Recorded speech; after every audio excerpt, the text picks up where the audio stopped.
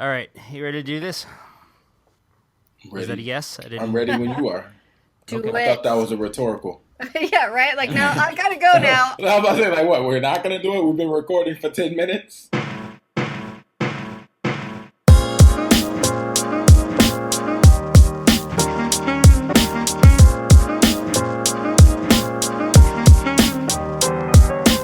Welcome to Maker's Hustle, the podcast about turning your passion into a profession. This is episode 15 for Monday, October 24th, 2016. I'm your host, Bill Lavolsi, and here are my co-hosts, Amy Davis-Roth. Hey, Amy.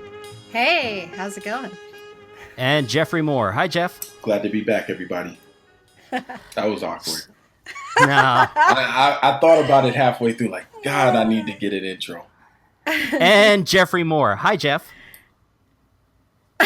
I wasn't that quick on my feet. I didn't think Give you a second chance, I didn't think that I needed it right now. I knew I needed one, just not. I didn't know I needed it right. Okay, here we go. 3. All right, let's try. And Jeffrey Moore. Hey, Jeff. Glad to be back, Bill. Happy to see everybody. All right, we'll take it. We'll work with that. Happy to see everybody. Like, it's just me and Bill. Well, I was talking to And everybody. you're who only listens happy to see him. Apparently. As a matter of So fact, thanks. Thanks as a for matter of fact, that. I'm actually more happy to see you, Amy. Oh, hey. But I am also happy to see Bill. Okay. Thanks. Good save. I want to take a moment to thank our Patreon supporters, and it's been a while since I thanked everybody, so I'm just going to go down the list. Luis Gonzalez, David Thompson, Ross Carroll, Eric Burke, David Bellhorn, The Maker Monkey, Eric Wright, Nick Ryan, Brody Bricky, Pat Lapp, Ian McKay, Brian Prusa, Johnny Scari, Jim Bashirs, and Scott Hahn. Thank you all. Thank you, everybody. Thank you all so much. Thank you Appreciate so it. much. We need to get some ladies. Yes, up in that would be nice. Patreon. Come on, ladies. Equal opportunity. And if anyone would like to hear their name at the top of the show, the address is patreon.com/makershustle. Let's give away a necklace. Okay, let's do that. I don't know how Jeff, pick a number. How many are there? Don't do it 15. in order. There's 15 of them. All right, there's 15 people. But I'll mix them up. mix it up, and it can't be the 2 people that have already won. Pick a number. All right. I put them into a thing, and I just randomized them. Oh, okay, cool. All right, so I'm looking at the number 8. That's my favorite number. Oh my goodness, that's so crazy. And number 8 is the Maker Monkey. All right, Maker Monkey. So, hey, Maker Monkey, if you are listening, please send us your address, and we will send you some stuff. Congratulations. I will send you a surly-ramics necklace with our logo on it and some stickers. Absolutely. And for our next giveaway, we're going to give out a 3D printed Maker's Hustle robot. Ooh. I forgot what we named him. Did we name him? We haven't. We haven't named him. We need to come up with a name, but we're going to send out Maker's Hustle robot. I keep wanting to say Maker's Hustle monkey. Maker's Hustle robot keychain. Maybe we should name that him is 3D Monkey. printed. Oh, good name. He looks kind of like a monkey. Monkey the robot. Okay, maybe we could talk about this offline. Let's just, we'll put a pin in that. Yeah. Come back to It's a it. terrible name. So if you're interested in getting a Maker's Hustle robot keychain that is 3D printed, and everybody wants one, make sure that you sign up for the Patreon, because that will be the next reward that we give out. Yep. All right. What is everybody working on this week? All right, so I'll start off because mine is short and sweet. I've been reading a lot of books, and I'm not the best at reading. To be honest, I've never read a book from cover to cover in my life. What? What? I've never done it. How is that even possible? You'd be surprised. It's very easy to skate through life not reading a book cover to cover. I do read like journal articles, so I'm not saying that I don't read. I just don't like to read books because they require my attention for too long. So I'm one of those. I'll read like a scientific journal article, or like in grad school, I had to do a lot of research. So I do read. I just don't read books from cover to cover. I feel you. I totally feel you. I have a book club. I run a book club, and it's so hard for me to read a book a month. That's It's so scary to me. hard. Yeah. That's scary to me. Like, that's too much for me. I'd be overwhelmed. But that being said, I've been reading a whole lot, and I'm not reading like fantasy novels. I'm reading physics books and engineering books, and it's driving me crazy. And it's so funny. It just reaffirms how much I need to really develop this curriculum, because I think back to when I was a little lad, and I was kind of interested in making engineering, not necessarily making, because I don't think making was a thing back then, but like I was super interested in electronics and robotics. And because the math was crazy hard to me, like I looked at the numbers and it drove me nuts. Because it was so hard to me, I just didn't do it. Even though I like building stuff, like architecture, engineering, and all those things were interesting to me, because at the time when I was in school, I didn't feel confident in myself to pursue it. I went away from it. And so coming back to it now, it is just like, it's like a flash from the past. And I'm having those same feelings, but because I'm able to cope with it a little better and press on, I try to work it out and make sense of it. But it is so funny just seeing how hard this could be. And I can imagine somebody who was just like me wanting to do it, but looking at it and saying, yeah, this isn't for me, and going on and doing something else, especially if you got other things that you could do. So I've been doing a lot of reading, a lot of research, trying to, just compile enough information, reword it so that it makes sense to other people the way it kind of makes sense to me. And when I say kind of, I put a emphasis on kind of. So that's what I've been working on. Cool. Nice, easy week for me. Cool. I've been working on my Redbubble shop. I've been drawing a lot of stuff and designing t-shirts. And I don't know if anybody else watched the presidential debates. The last one was last night as of this recording. And it was like, I don't know, a train wreck, a dumpster fire, a surrealist nightmare. I don't know. It was bizarre. It was a lot of yelling and Trump interrupting Hillary Clinton and a lot of word salads and strange things happening. And it was just very aggressive. And at one point, Hillary was responding to a question, and Trump, who likes to talk over people, leaned into the mic and said, "Such a nasty woman," while she was talking. And I was like, what just happened? What even was that? And a man talking over a woman? I know that never happens, but it was just so bizarre that he would be so rude. I mean, I guess I shouldn't be shocked at all. I was about to say, you're the only one. I still am, right? So, but immediately I went on my Redbubble shop and I designed a t-shirt that says, "Such a nasty woman who votes." Yeah, so I've got the shirt up there now, and if anyone's into it, please go to my Redbubble shop, purchase a shirt. I only make a small percentage of the sales on these shirts, but I'm going to take 10% of whatever I make, and I'm going to donate it to Planned Parenthood in Donald Trump's name. Nice. So you can go to Redbubble, Surly Amy, or if you just search, I think, "Such a Nasty Woman," it'll come up on Redbubble. There's a couple of designers that have done similar things. But if you buy mine, I will donate in Trump's name to Planned Parenthood. Because he went on a big, huge rant about abortion and things that were totally inaccurate about ripping babies out of women's stomachs at 9 months, saying that this is what abortion clinics do, but actually that would be a C-section is what that is actually technically called, where they try to save the baby. So, it was a very bizarre debate. So I've been working on stuff like that, a lot of political humor stuff, a lot of illustrations like that I've been working on. I just realized that's a really cool part about print on demand is you can immediately react to things very quickly instead of having to have like a whole new silk screen set up. It's like, just this has like opened up a whole new world. You just jump right on it. Yeah. Like social media for t-shirts. Yes, I love it so much. I am so happy and pleased with myself that I set up the shop last month, because now I can do that. Now I can react to anything that happens in pop culture immediately with an illustration. So I can communicate with drawings or with slogans, and that's how I like to communicate. So for me, this is really great. And then I kind of get like a tip for it. You know, if you buy a shirt, I get a small percentage, but it's really great because I do the design work, which literally took me about 15 minutes last night to put together and get posted.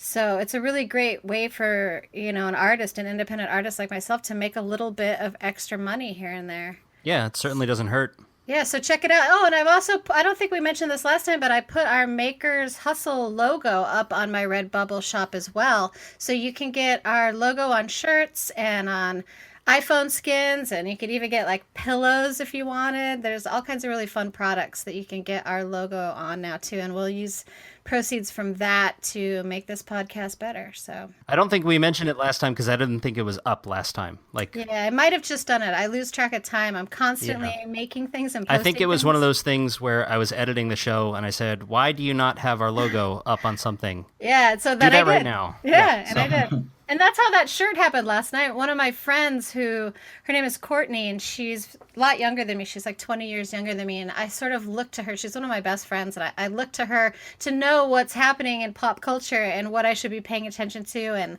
what apps I should be using and stuff like that. 'Cause she's super smart and she's a lot younger than me. And she started texting me, Amy, put up a shirt. Where is the shirt? Why isn't there a shirt up? There should be a nasty woman shirt. Get it up now. And I'm like, okay. So hat tip to my friend Courtney, who encouraged me to do that, and hat tip to Bill, who encouraged me to do the Maker's Hustle. And hat tip to Donald Trump for giving you the inspiration. Yeah, right? Who For said being such a horrific train wreck. Thank you, Donald Trump. You Woohoo. strange person, you. All right, and Bill. So yeah, do you remember that picture frame I was talking about last week? Yes. Well, it's done, I love it. and the video's done. I have a I haven't question seen about the the video. picture frame because I've been keeping up to date with the picture frame, and I know I could ask you this, but why not ask it in the podcast for those of you who don't know? I noticed that there was probably a deformation in the actual picture frame, and I saw like the little bow tie looking thing. What was that for? Okay. It's actually, well, that's called a bow tie. It's Oh. also called a butterfly or something like that. But what happens is when you have a knot or a crack in a piece of wood and you don't want the crack to get any bigger, you put one of these things in it because if the grain of the wood is broken in that way, you put another piece in it that basically stops the crack from spreading. So it was a walnut frame and it had this crack that was, in this case, it's mostly cosmetic because it's not structural or anything, but I had never done one of those before and it seemed like it would look cool. So I just went ahead and did it. Well, it was very interesting to me because I was like, I'm sure it's there for a reason. I just don't know what the reason is, and I need to know. You'll see it a lot in like big slab wood tables because it's rare to get an entire slab with no defects in it. But rather than cut it out, because that kind of defeats the purpose, they put these bow ties in it to keep it from cracking any further in the future. Oh, very interesting. Would it still crack if it's a picture frame, or are you talking about in reference to other applications of that same wood that would need to be structurally sound? Mostly other applications, a picture frame, even if it does crack, as long as it doesn't crack all the way through, you're fine. Oh, okay. I just did it because this is the first piece of like live edge natural wood that I've worked with that hasn't, been all dimensioned out and everything. A friend of mine gave it to me and it was all twisted and I had to do a lot of work just getting it flat. So it seemed like a good time to throw one of those in there too. Kill two birds with one stone. Yeah, and it gave me a chance to do something I hadn't done before, and I always like doing that. I like the crack. I think it looks really cool. No, I was interested because I was like, is that a way that he is bonding? Because I don't know how you bonded the corner. So I'm like, is he bonding with that? Is this like a style? I was very interested. And I figured it'd be a good time to ask during the podcast for those people who were also thinking the same thing as I was. Yeah, it was a very like traditional woodworking thing to do, which is weird for me because I normally don't do traditional woodworky stuff.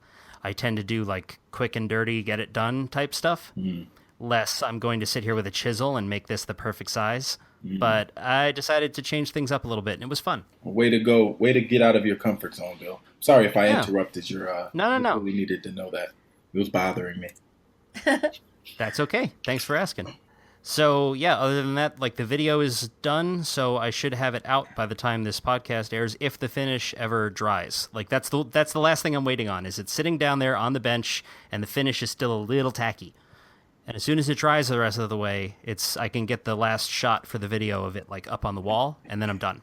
Okay. So I'm literally watching paint dry. Like that's what I'm waiting for. Welcome to my world. Yeah. So, okay, let's get into the topic for this week, which is money.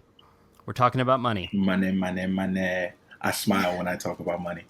I get scared when I talk about money. I love talking money. Well, that's good because I don't think we do. So this is going to be a very Jeff episode. Yeah, this is a super Jeff episode, probably, because I'm not really sure what we're even supposed to be discussing in terms of money. Well, I guess let's. I could start off by saying if you're going to be starting a small business, you need to make sure that you have enough money in the bank for any kind of an emergency situation that might come up.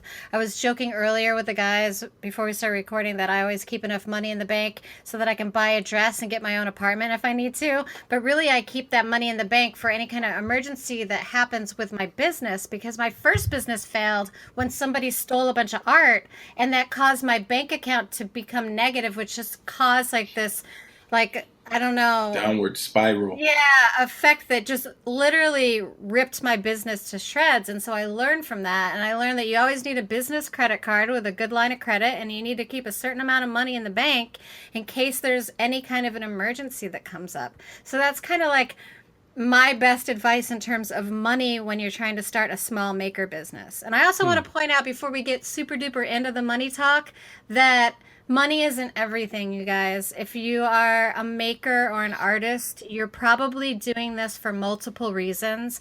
And it's probably not top of the list that you want to get rich. Because if you want to get rich, there's a lot easier ways to do it than to be a maker. Most of us are doing this because we love it. So money isn't everything. As long as you can make enough money to survive and keep the process going, keep the business going, then pat yourself on the back. You're doing a great job. Well, we decided on this topic actually because our buddy Andy Berkey had a suggestion. After last week's show, you might have remembered Andy contributed a quote, and then he said, I had an idea for a topic, and he talked about cash flow versus profit. Like you do some work for cash flow and you do some work for profit. Like right now, and I kind of think, Andy, if this wasn't what you were talking about, I apologize, but I'm just going to run with it. Like right now, there are a few jobs that I've taken for cash flow. Like I needed to have money like moving through my hands. You know, it wasn't making me a huge amount of profit, but sometimes getting a job will give you the money that you need to buy the supplies to do the next job. You know, if you're like really in a bind, sometimes that kind of thing helps. You're not going to make an incredible amount of profit from it, but it just keeps things moving. Whereas, you know, you could find the most profitable job ever. You know, we'll pay you $20 million to make this giant table. If you don't have the money to buy like the slab that you need to make the giant table, you can't do the job. And it might not cost you $20 million. It might cost you a couple of dollars. No, I'm just saying, like, you have to have that. You have to always have access to capital, whether it's cash or credit. You want to be able to access that money. So before we even get into this, if you're a maker out there and you have no credit, and you thought, I don't need any credit cards, I want to reassure you that you do. You do. And I think part of the problem is, and this isn't just a maker thing, I think 99.9% of America are not financially literate. But since we have a maker podcast and we also talk about business, then I'm going to make it relevant to makers. Amy mentioned something that was super duper true to me. I think when you start to think about creative people, they're not usually the most business savvy people. Yeah. Like they just want to create and they want to create as much as possible and they don't want to think about the business aspect of creating. And that's fine. But also understand that the more financial infrastructure you put into your business, the more you're going to be able to create. So thinking about it from that perspective, having access to cash, you know, doing jobs for cash flow, that's all important stuff. And I made a list. I put my finger up like Trump. I don't know why I put my finger up like Trump. That was funny. But I made a list, and I needed to make a list because I get very excited when I talk about money. I am a maker, but I am also a very, very, very radical businessman. I have I take risks on everything. And it's not all good. Sometimes it is very, very bad. But I take risks on everything. And so I have to kind of focus my thoughts. So I made a small list so that we can kind of talk about money. Cool. The first thing that I do want to say, I heard this that to me was an incredible little prophecy, not prophecy, but like an incredible perspective. And I take that with me everywhere I go. So a wise person once said, if it's over 10,000, invest it into the stock market or invest it into some type of business that's not yours. If it's under 10,000, invested in yourself, right? And the reason why that's powerful is because $10,000, you can buy a lot of things for yourself, but that will require you to work with it. Like you will still be required to use it, to do it, whatever, to make more money, right? When within a smaller time frame, you can use that same money, and that money can then make money, and you can do whatever it is that you have to do on the side. And obviously, that 10 or 11, there's really no difference between 10 and 11,000 or 9 and 10,000. So if you're at that 9 to 11 mark, then you could play around. You could either do either or. But if it's under 10,000, under 10,000 isn't going to get you too far in the stock market or the mutual fund. And if it does, it will be over a longer period of time. It's going to be like 15, 20, 30 years before that money really makes you a crazy return. When in the same breath, you can take that and buy yourself a brand new expensive camera or go out and make a couple $100 a weekend making videos. So as you think about, just a general rule of thumb and whatever is comfortable for you. So if you're saying to yourself, $10,000 is a whole lot of money and I can't do anything, I'm not going to get there anytime soon, then say, okay, if it's over 5, then I'll invest it into a business. If it's under 5, then I'll invest it to myself, right? So just thinking about that as a small rule of thumb. The next thing, Amy, you mentioned something very important. You have a couple months worth of money in your bank account. Yep. Understand that is crucial to any business, not even just makers, but any business. Or right? life in general. Life in general. It's like a good life rule, yes. Really. You want to have. That's why I was joking earlier about that. It's a saying that, women have taught their daughters that you should have so much money in your bank at all times that you can buy a dress and get out of town if you need to. And that's in an account that he doesn't know about. Right. In an account that he doesn't know about or he can't access. And I'm serious. Right. He knows about it, but yeah. Well, I'm just speaking in general. I'm saying this is what I'm telling my daughter. This is good advice. This is what I'm telling my daughter. Yes. Keep it secret. Yes, don't let them know. And I know people who are actually doing that, not to blow anybody up. But that's very important. So thinking about money, right? You want to have 3 to 6 months worth of living if you want to living. I call it float money. Yeah. You want to be able to float yourself because especially I think that most people think having a job is security. Having a job is not security at all. If you have a job, you get sick? Screw it if you get sick. What if they don't like you? Yeah. They fire you. Right. Oh, I'm sorry. I forgot about Bill. I'm sitting right here. But so having a job, and this is very 99.9% of Americans think that because they have a job, they have security, right? That is not the case. At any moment, something can happen to you and your world can be flipped upside down. So having 3 to 6 months is very important if you have a job. If you are, an independent, either contractor, self-employed, a maker, whatever, getting to that 3 to 6 months worth of income is a lot more difficult. So for those people, I usually say you want to have 2 to 4 months. Right, because 3 to 6 is a lot easier when somebody else is paying you and you're not 100% dependent on your productivity, versus being a maker where you're basically trying to stretch pennies. So that is very important. Making sure that you have money saved up, and we're going to talk a little bit later about different ways that you can do that. I'm having a financial workshop right now. All right. So that is very important. I forgot what the first thing that I said because I'm reading my list in back. What was the first thing I said? I want to make sure I repeat so that everybody can. Okay. You said you talked about having access to capital. Access to capital. Yes. You talked about having business savvy versus creativity. Yes. And how creative people usually aren't business savvy. That's why I love Bill. He's always on it. So just take notes. Yes. And so make sure that you keep those concepts. Oh, yeah, it was the investing concept. Make sure we use these as our foundational principles, right? And then the last thing that I think is very important, other than being able to access credit, having money in your bank account, also understanding that in order to be a business owner, you don't have to be the only person working on the business, right? And what do I mean by that? So let's say you have a job, right?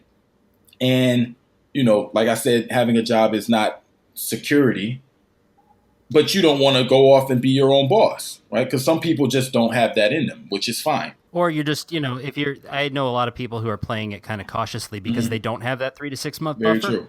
And when you are starting a business, you are not going to make money for a little while. Oh, absolutely. Sometimes you're not going to make money for a long while. It depends on what you're doing and how smart you are about it. I mean, right now, I've been doing this since December, okay? It's October.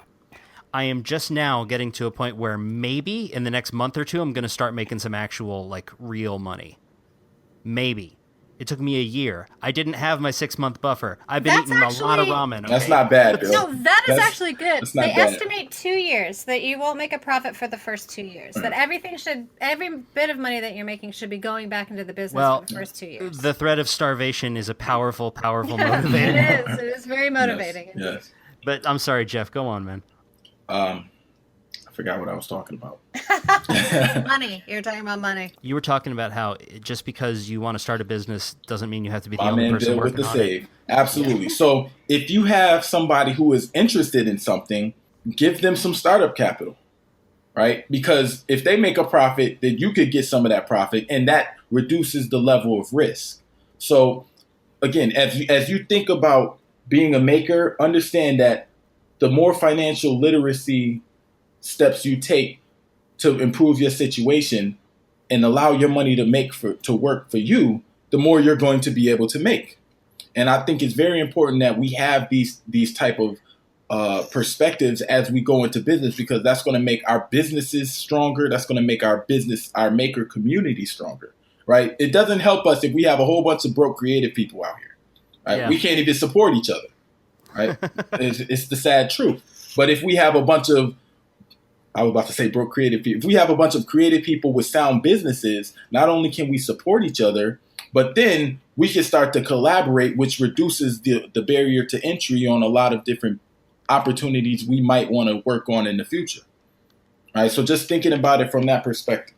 So now you're asking me, okay, Jeff, that's cool, but how do I make extra money? Like how can I be financially savvy? First thing, understand. Oh, and you know what? I forgot to mention this. Right. So for those of you who have money sitting in your bank account because you've been hustling real hard, if you have more than your 3 to 6 months in your bank account, like let's say you got like 2 years worth of money, you need to invest it. You need to take it or in bill. Yes. But you need to take it or in property. Absolutely. Yeah. But do not leave that in your bank account because you are now effectively losing money. Right. Because if you understand the way that banks work, they take your money, loan it out, and then make money off of your money.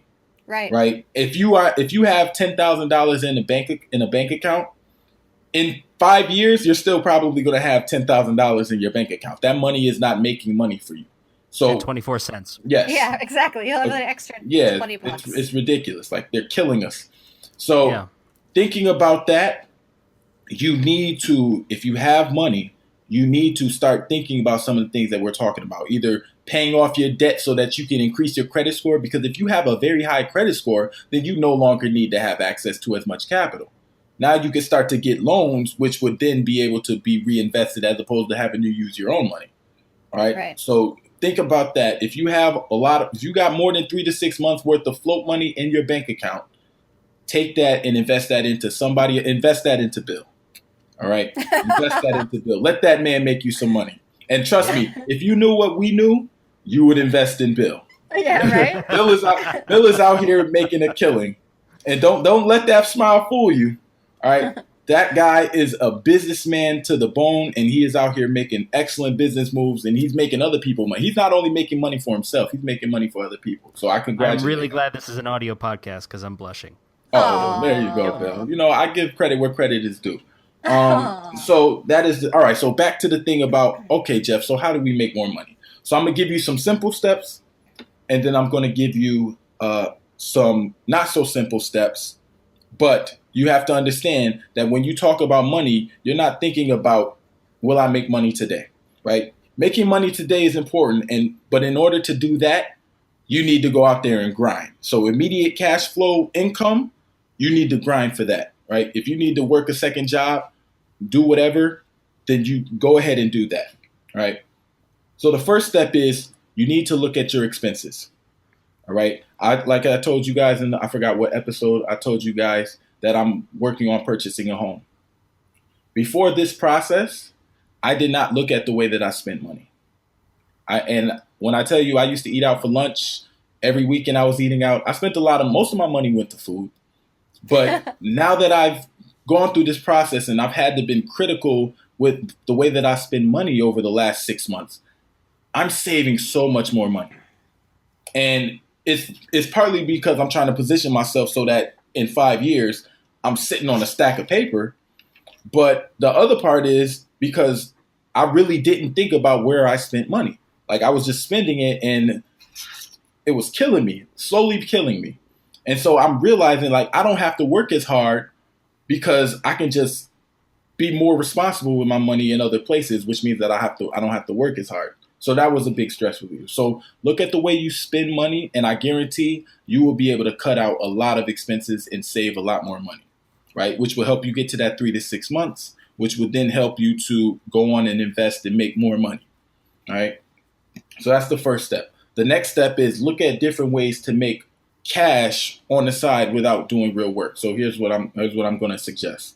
I just found an excellent offer of getting $300, and this is going to sound like a small thing, but hear me out, right?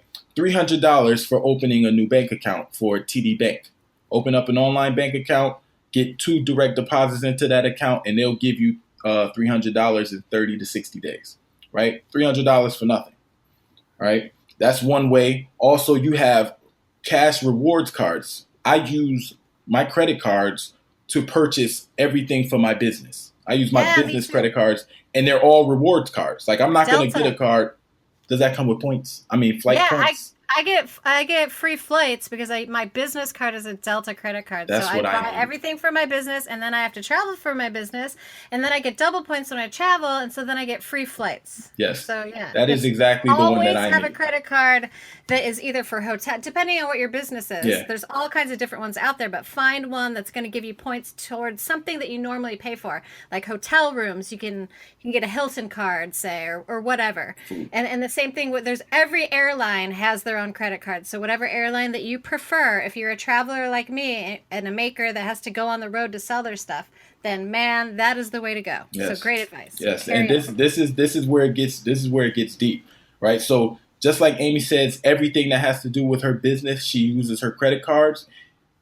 Get you a credit card with some points or cash back, right? Purchase everything on those cards, but only do it if this is the trick. You have to do this.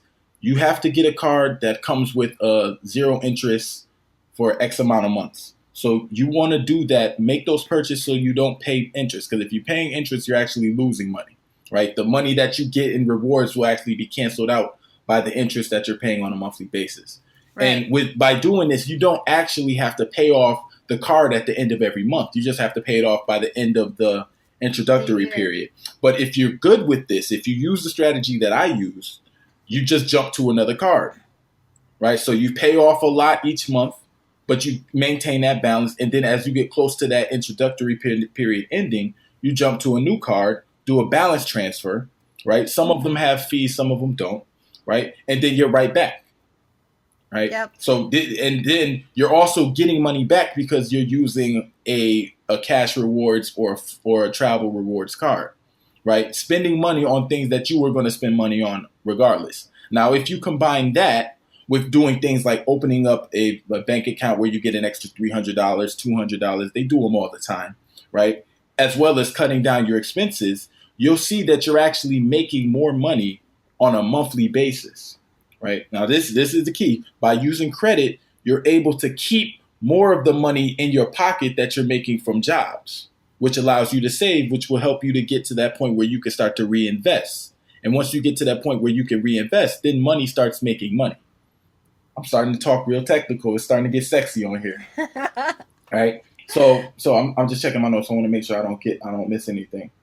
Cashback. So those are just simple tricks, simple lifestyle changes that you can make that can allow you to get financial freedom a little bit quicker.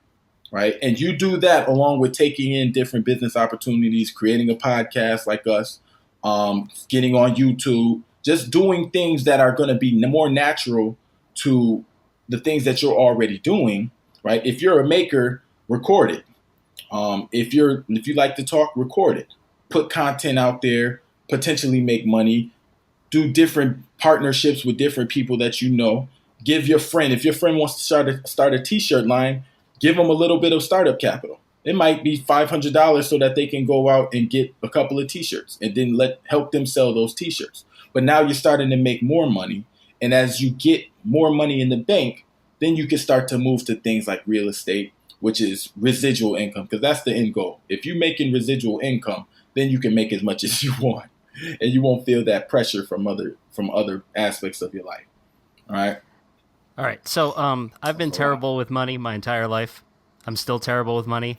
The upside now is I know I'm terrible with money, Mm-hmm. but just distilling that down into like the Bill is a dummy version, it's spend less on dumb stuff. Spend less on dumb stuff, but also, I don't know what your credit score is. Don't say it out loud. But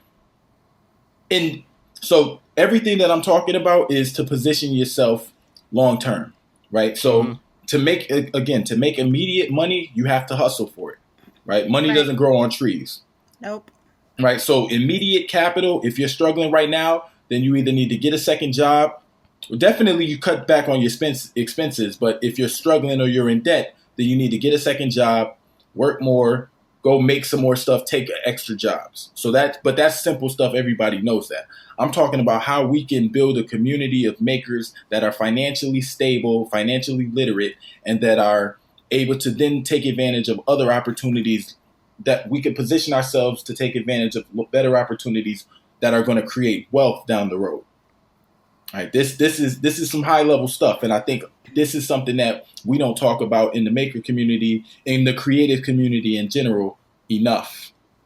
Well, yeah, because a lot of creative types, myself included, I'll lump myself in there, but like creative types and artists, we tend to think of money as like this dirty thing that you have to deal with, you know?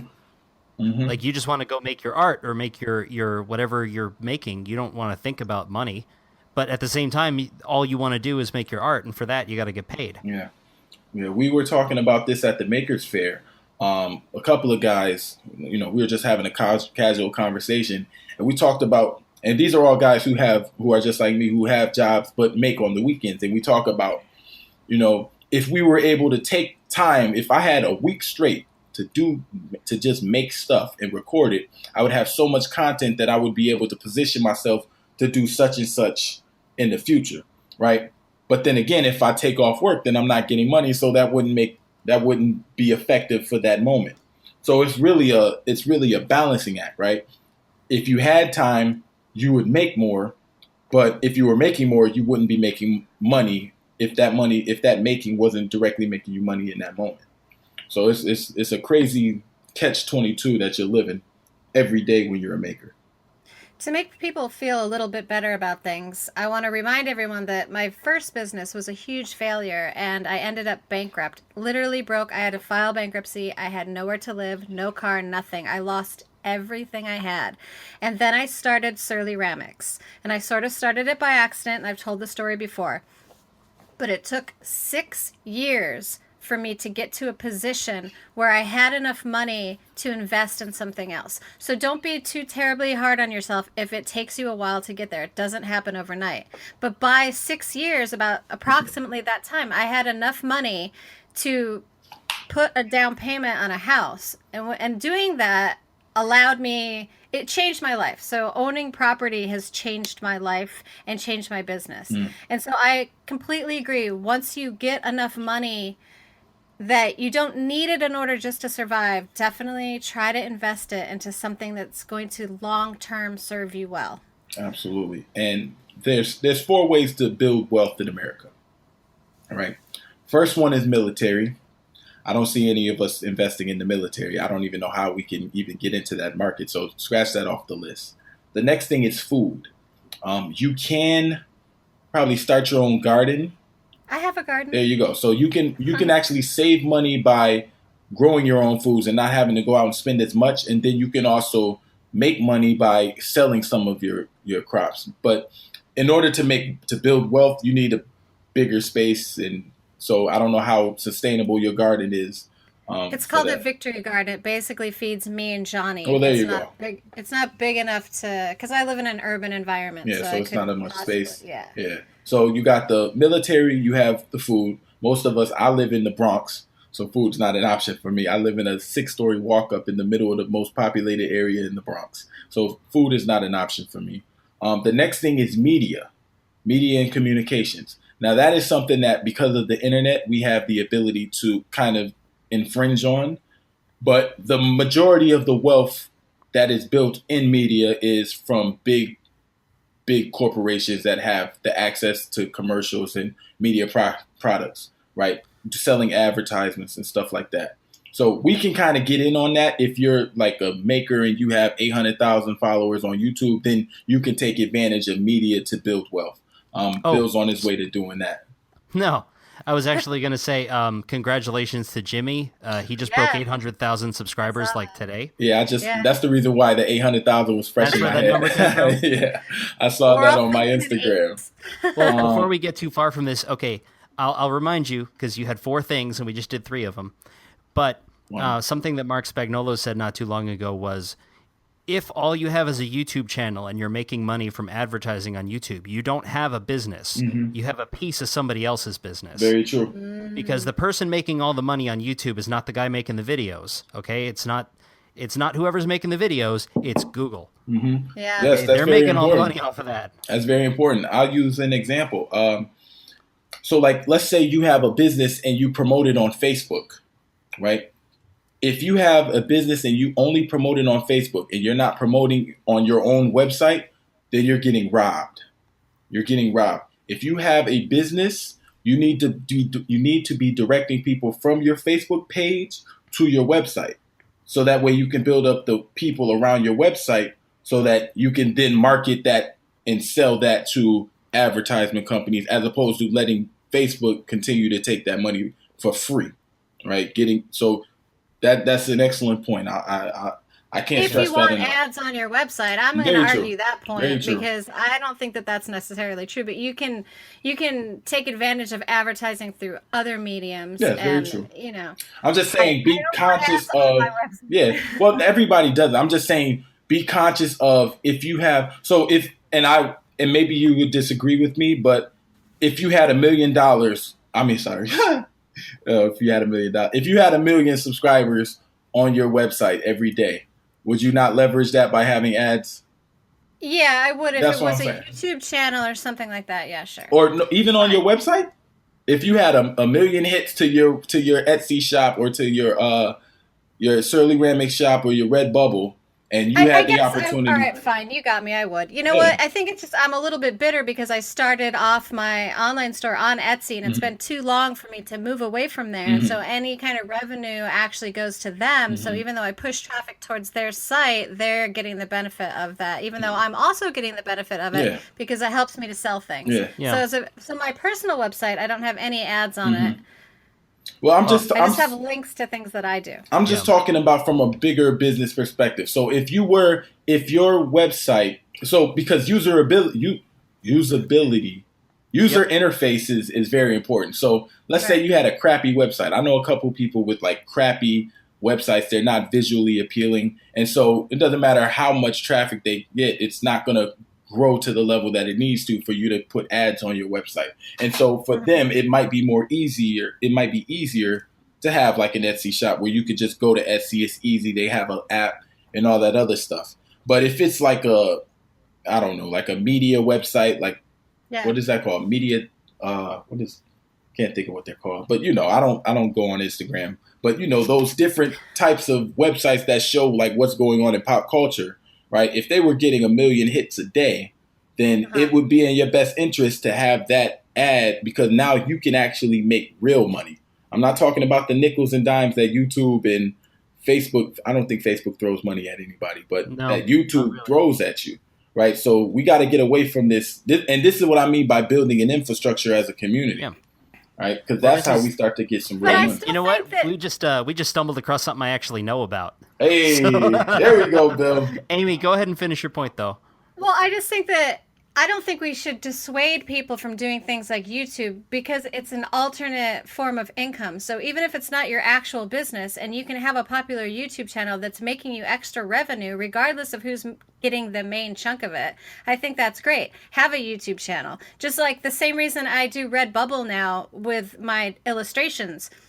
It's just another way for me to get income, right? Just a side income. It trickles in. It's not a ton of money. I'm not making as much as I make with surly-ramics, but it's still alternate cash flow coming in that takes me very little work. Yeah, I agree with that. I'm talking about like YouTube is different because YouTube actually pays, and in order for you to like, if you wanted to create your own content station, you would have to pay so much money to host videos and have people to come in and watch your videos. You get murdered. Like individually, people can't. That's not sustainable. So you have to actually use something like that. But you also get something out of it, which is the use of their platform, which costs you nothing. Yeah, they serve up your video to a huge audience potentially. I mean, depending on who wants to come see it. You don't have to deal with hackers. The amount of money that you would have to pay for 1 million views to host a video that has 1 million views, the bandwidth would kill you.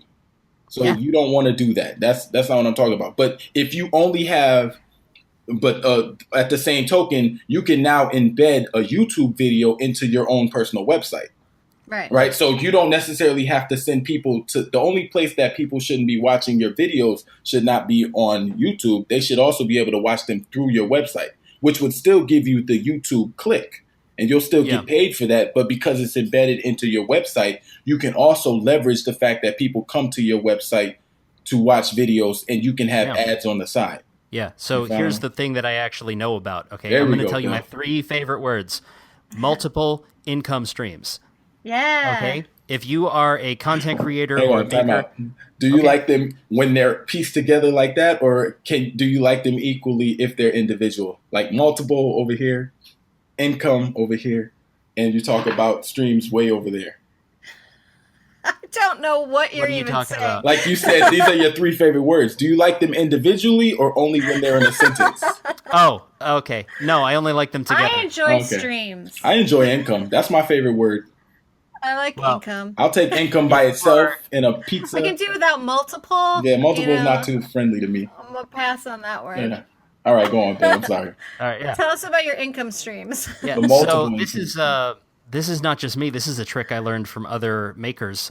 And they're people who you would think of as woodworkers or YouTubers or whatever, but they don't think of themselves that way. Because what they're saying is, first of all, they don't make money from selling woodworking stuff. They make money from producing content. So that would make them a YouTuber. But at the same time, they go, no, because YouTube is essentially an advertising platform for them, you know? They use YouTube to draw people over to the website where they will sell plans for that project that they just made, which is just a PDF file where you make it once and then you can sell it over and over and over again. Yes. Or they sell T-shirts. They sell... some of them sell like small items like cutting boards or... I can't think of anything else, like pencils, stickers, stuff like that. You know, if you're not into the sticker trade thing, you can go to their website and pay them $1 and they'll send you a sticker, that kind of thing. But the idea is you're making money from the YouTube videos, but that is not where most of your money is coming from. It is just one of many places. Right. And then, that's how I'm looking at it. Right. Yeah. And then maybe you've got other stuff going on too. Like I have about 1 million different things going on that don't involve YouTube or making videos, at least not for me. Or content creation, you know, I write for other people, and that so far has been much more profitable for me than making my own stuff. Now, part of that is just because it takes a long time to build up a YouTube channel to the point where it makes any money. But at the same time, affiliate links. I forgot about those. Affiliate links too, yep. Because that's another thing where, look, everyone is going to do... There are certain behaviors that everybody kind of does. Okay, most people will go on Amazon and buy stuff at some point. If they go there through your link, you get a chunk. Yes, you're directing money to Amazon, so it's kind of like you're directing money to YouTube, but you're also getting a piece. And I sell my stuff on Amazon, and I use the Amazon links on my website. So if you click through on my website to buy one of my things on Amazon, I actually get a higher percentage back. So it can work for you in a very good way. Absolutely. So go to surly-ramics.com first and click through to Amazon from my link. If you're going to buy Amy's stuff on Amazon, only buy it through the website. Or go to surly-ramics.com. Yeah. But no, those affiliate links are great. And Yeah. some people, I actually know people that make a living just doing the affiliate links. They're so good at Making a it. killing. Making a killing. I Oh am my not one of those goodness. people at all. Well, I make but like you know, $12. even if maybe. I got to a point where I was making enough money to live on just off of affiliate links, I would want to have other stuff going on, because all it Right. takes is somebody at Amazon wakes up one day and changes the rules. Yeah. And your business, I'm putting air quotes around it. I know you're not all watching the video, but your business is gone. No. It just flew away. Yeah. You know, Right. like a bunch of people on YouTube threw a fit because YouTube talked about making some changes to Yep. their like I was about to monetization say that, policy, yep. which turned out to be nothing at all. But everybody threw like a tantrum, and it's like this Yeah. is what caused Mark to say, you know, if you're on YouTube and you're making all your money from a YouTube channel, you don't have a business, okay? You have Right. a piece of someone else's business. It's like Etsy. They could take that that's the away same. anytime they want. So I'm about to teach a word. This is for those of you who have never heard this. This is going to blow your mind. And Hit for me. those of you who have heard it, well, this is business as usual. We need to be thinking about vertical integration. All right. You didn't teach me any words. I knew those words. Well, Continue. I told you. Do you Business like as those usual. words together or separately? Like, They do you need to be like together in things that order are for them to vertical? have that sexy vertical integration. Vertical integration does sound sexy. I remember when I learned that word and I learned the concept and what it meant. That changed my life. And I'll break it down. So if you are, let's say you're a fish salesman. Let's say you're a restaurant. Matter of fact, let's say you're a All restaurant. right. And people come in to buy your fish. You have to understand that there's somebody who also fishes. There's somebody who I don't know what they do with fish. Maybe that wasn't a good example, but They they clean the clean the fish. They run fish. the boats. Yes, they got Someone the boats. There's a lot of businesses that go into that fish that comes to that final fish order that you get, right? A lot of middlemen. A lot of people, right? Yeah. And they're all making money along the way. So if you have a business idea, don't just think about the final product, right? Think about what other aspects go into that final product that you can also make money off of. And maybe there's nothing else that you can in either the moment or, maybe it's nothing else that you're interested in.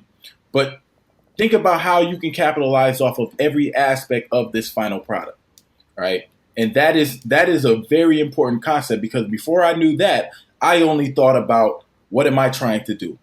Completely ignoring the fact that other people are making a killing off of the work that I'm putting in as well. So always think about what do I want to do? What things go into what I want to do? And how can I also capitalize off of those things in a seamless way? If it's a lot of extra work and it costs me more money than it's bringing in, then I'm saying don't do it. But if it's something that would only take a little bit of effort and could also make you a little bit of extra money, then that is something that you also need to think about doing. That's literally how I'm thinking about what I'm doing right now, but sort of in a different way, because I'm trying to think of all the ways that I can monetize the illustrations and the artwork that I do. Where for the past 10 years, all I've done is make jewelry. I'm now trying to do more things with the illustrations. It had never really occurred to me that I'm doing all this artwork and that I could also do things with the artwork that I'm using to make the designs for the necklaces. And so that I'm doing that same sort of thing, only I'm not really looking for the other people that are, say, maybe getting the clay that I need for surly-ramics. I'm taking my designs and trying to find more ways to monetize them. And that's why I'm doing the Redbubble shop, and I'm working on the book that I'm doing, and I'm trying to just find other ways to monetize, to fully expand on what it is that I do. So maybe other makers can do the same sort of thing. Yes, that is a term I can't capitalize. Capitalize. I was trying to think of what term I got called a use. capitalist as an insult today on Twitter. Nice. So, yeah, I was like, really? Okay. Because I made those shirts. Well, So someone called me a capitalist, and I was like, okay. I don't know if you could be a capitalist and not be rich, but Yeah, whatever. I'm Because like, we're alright. really being capitalized on. But that's another conversation. the funny Yeah. thing is, if you take that idea and bring it to the person who the shirts are criticizing, he'd be like, yeah, that's a good idea. That's okay. But Well, in any case, figuring out how to capitalize. So, like Amy, you said you're not looking for the person. You're not trying to be the person that produces the clay. Right. The infrastructure for that would be ridiculous, right? And it's probably not sustainable for an individual, right? So, Right. to that respect, not. that's not something that is realistic. But also thinking about how you can capitalize on other streams of income while using the same effort, right? So Yeah, you're like going to one make piece of that. work. Yeah. Yeah. And then using it on multiple platforms is what I'm trying to do now. Absolutely. So that's an excellent way to vertically integrate your. Oh, if you could watch, if like right now I'm using my hands to go up. Like a pillar. Yeah, Like I'm a making a pillow with my hand. sexy pillar. Yes, Yeah. but finding a way to vertically integrate your business so that you're maximizing and capitalizing on profits with the minimal amount of work. Right. Yes. So that's you want to know how you can make money along with saving money using business credit, reinvesting. Oh, I have one more thing that I have to say. That was the fourth thing. But along with doing those things, finding a way to maximize and capitalize through vertical integration. You like how I wrapped all those words together? Nice. That was right off the tip of my tongue. Oh, so one last thing before I wrap up, and I'll be done, I promise. I know you guys are tired of hearing me talk, but I feel like this is a lot of information that we don't really talk about. This is the Jeff Show. We love it. Oh, man, I need my own financial literacy show. But and this is all information that I've learned through research, through talking to effective businessmen, and then also within working in an organization. So I sit at a round table of a very, very large nonprofit organization, and finding ways to maximize money is very important because we get our money from somebody else. Like our money is dependent on how well our programs are operated. And every dollar has to be accounted for. So we have to be very creative with the way that we do money. So I've learned from a lot of different people. But the other thing, and the thing that I don't suggest, but I want people to also consider, is invest in stocks. So I have been investing in stocks for going on 2 years, and I'm crazy with it. Like I literally wake up almost every day. Some days I forget to. And I use what's called E-Trade. I don't know if anybody's familiar with E-Trade, but I have an E-Trade account, and I'm dang near day trading. I'm not suggesting everybody do it, but for those of you who are looking to make money in the long term, you can also start to consider stocks and also mutual funds. All right, so just think about some of those things. I'm not going to tell you what stocks to purchase because if it goes under, which I've had a few go under, you're going to come and kill me. Or you'll at least stop listening to the show. Yes, we are not going to give stock advice, but I will say that, yes, my family, as in me and Johnny, have some stocks that we have for long term. We're very cautious with our investments, and they are meant to be for retirement. Yes, you're not investing because you want, even though I day trade as well. I day trade as well, but you're investing for the future. Like you're investing because historically, the stock market has gone up. Even though we've had a couple of turns, historically, if you buy a stock today in 30 years, also assuming it doesn't go under, assuming that it stays relatively okay, in 30 years, that money will be worth more money, right? And usually it's a lot more money. You can hire companies that will, you tell them how risky you want to be, and they will reinvest for you. Absolutely. So if you are not of the mindset, like I am not of the mindset to be able to focus on something like that, you can hire, a group firm that will cautiously, invest for you. And you can start off with like as little, I think, as $800 or something like that. You can start with even less than that, Amy. There's apps out there. I don't know if you're familiar. Well, they didn't write us a check, but Acorn send us a check.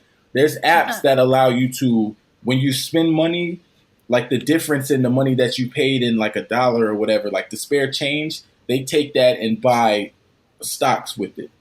And, there's apps out there that allow you to invest the difference in the money that you make. If let's say you want to put $25 a week in an account, they go ahead and reinvest it for you. So there's ways that you can invest without you having to pay close attention to it the way that I do. Like I literally have like crazy, I have nightmares over my stocks, but that's besides the point, right? Some days I'm up, some days I'm down. It'll drive you crazy. So I don't recommend anybody looking at their stocks every day. But thinking about alternative ways to build wealth, become financially literate, becoming financially stable, just using some of these small things to eventually get you to a point where you can make without worrying about where your money's coming from. And I guarantee when you get to that point, you'll be making it all the time and you'll love it. And you'll be the happiest you've ever been. And I'm not saying that's easy. I know it's difficult. It's difficult for me, right? But unless you're honest about where you need to be, you'll never get there. Yeah. You'll never get there. And that's I it. would like to say something right now just to remind everyone out there who can't afford to invest in stocks, cannot afford to purchase a house, does not have the money saved in their bank account so that they can escape from their lover. I want to remind everyone that happiness, they've done a lot of studies on happiness, and one of the things that they've found to be true is that buying things does not make you happy long term. Things that make you happy long term are experiences, and makers are always making experiences. We are creating things, we are doing things, and even without any money, you can still be extremely happy in the long run as long as you have enough money to buy food and you can continue to be creative. Very true. So do not be overwhelmed by everything that Jeff taught us today. You can get there eventually. You can maybe get there tomorrow. And if you get there never, just remember that you can still be happy making. And remember to smile. Yeah. Would you just smile for me? All right, we're cutting it off there. So, recommendations for this week. I haven't talked in a while, so I think I'm going to go first. All right. So, because we've been talking about money this whole time, I'm going to recommend my good friend Peter Brown. And Peter does a lot of like offbeat projects. He does a lot of stuff involving epoxy resin and like polyester resin. And one of the things that he made was a money clip made out of money. So he took $1 and he cast it in resin and he shaped it such that he has a money clip that you put your money in it, but it's got $1 inside it. He said, if I were rich, I probably would have used the 100, but I wasn't sure if this was going to work. So I'm going to go with the $1. So I'll have a link to that in the show notes, but it's a money clip made out of money, and you should check out Peter's other stuff too. Peter Brown on YouTube. I'll have a link. Very cool. Technically illegal, but very cool. Hey, no, it's still intact. Is it still usable? I don't know, but you're not allowed to destroy it, but it's not destroyed. It's actually preserved. Right. Perfectly, I destroyed forever. a penny the other day, so it's cool. You put them in those little machines and you can roll them and then they like make a little impression. I destroyed a bunch of pennies once because I was electroplating copper onto something and I needed the copper. And pennies prior to 1982 are almost entirely copper. So I put them into like this chemical solution and What it turned happened? blue. It was really pretty.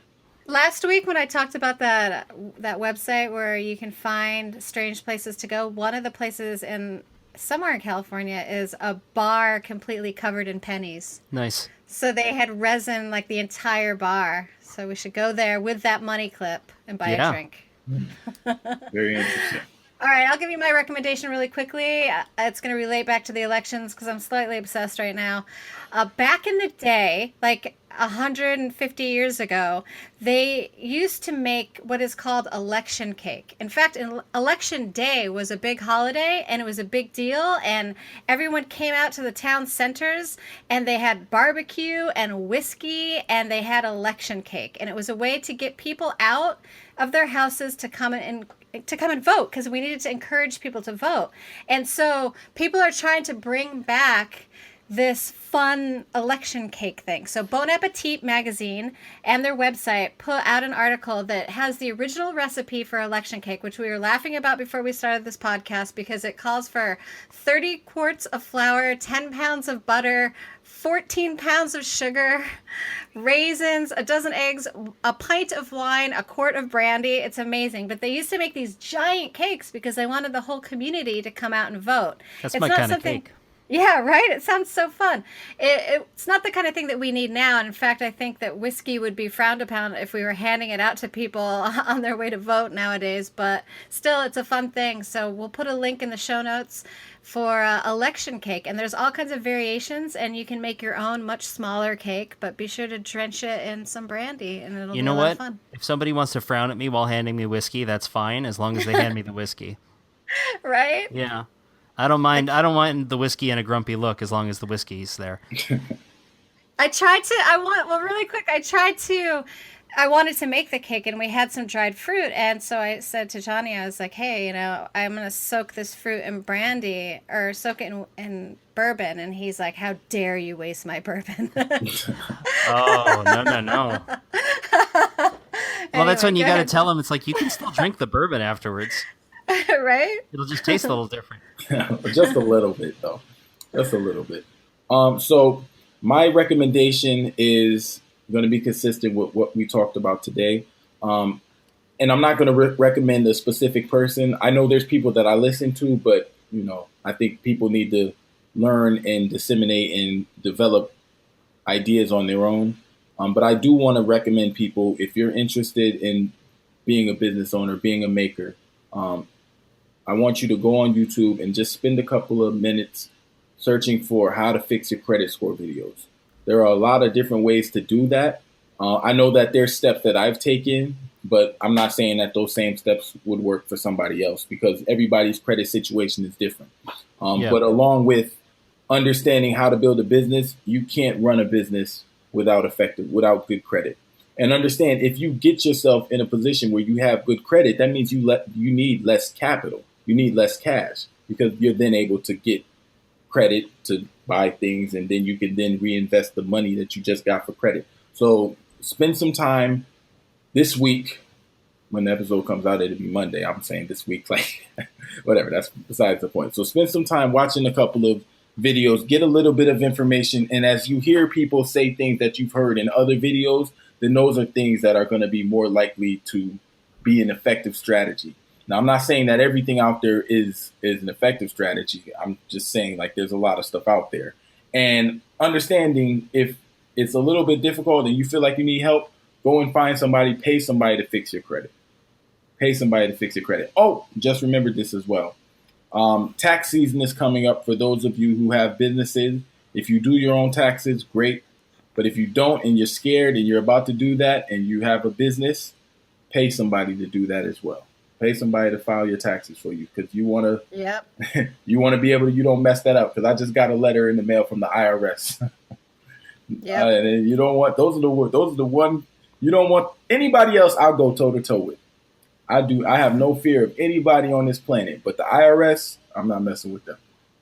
Can I tell you a funny story? Yes, you can tell me. We have time. The last time I got a letter from the IRS, they said, "We're sorry, we accidentally didn't give you back as much money as you were supposed to get. Here it is with interest. We apologize." That really happened. I saved the letter. Wow. Oh my Freeman. Because I'm like, this is never happening again. Yeah. They sent me a letter saying, because you filed your taxes incorrectly, you owe this much money. And I said, God dang it, I can't never get up.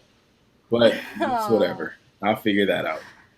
All right. Luckily, I have a little cash stash. But not anymore, you don't. Between that and speeding tickets. All right. So where can everybody find you? All right. So if you're looking for me, you can find me on more_4 on Instagram and Twitter.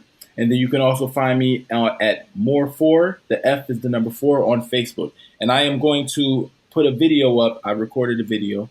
I'm going to put a video. Yes. Well, this short clip of my 3D printer printing out the robot. I think we named him Monkey. So Monkey, the Makers Hustle podcast. That's not decided. Oh, that's not decided. Sorry. Bill is not happy with that. He's not. He's like, I don't want to do Monkey. All right. So, but I have a video and that's going to be going up after this podcast comes out so that people will know what we're doing. Cool. Amy, how about you? I am on Instagram, Snapchat, Twitter, Redbubble, all as Surly Amy. And you can find Surly-ramics and basically a portal to everything in my life if you just go to surly-ramics.com. So just go to surly-ramics.com. Yeah. Well, because we talked about driving traffic to your website, you can find me at onecarworkshop.com. It has links to everything else I've ever done. You can find some, I actually have an entire page of tools and gear that I recommend, I have used, and I don't hate. So if you are looking for ways to get started, like building out your workshop, that's a good place to stop. And every time you shop there, I make a few bucks. So onecarworkshop.com, go take a look. It's good stuff. Way to go. Let's make this money, people. Yeah. Yeah. So that's it for this week. If you're listening to the show on iTunes, please take a moment, leave us a rating, and tell us what you think. We have something like 14 or 15 ratings on there now, which is great. Thank you all so much. But keep them coming, okay? You can also find us on Twitter, Facebook, and Instagram at Makers Hustle. If you want to ask a question, give feedback, suggest a show topic, you can send an email to info@makershustlepodcast.com or drop us a message on social media. Once again, thank you so much for listening, and while this show might be over, anyone? Oh, no, Hustle Never Stop.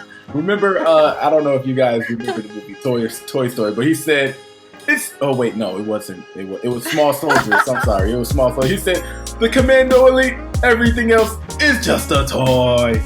So Makers Hustle podcast. The hustle never stops. See you next week, everybody. Bye. Anything else is just a toy. I love that part of the movie. It gets me every time. Oh my goodness! Every time you say that, I always think that in my head.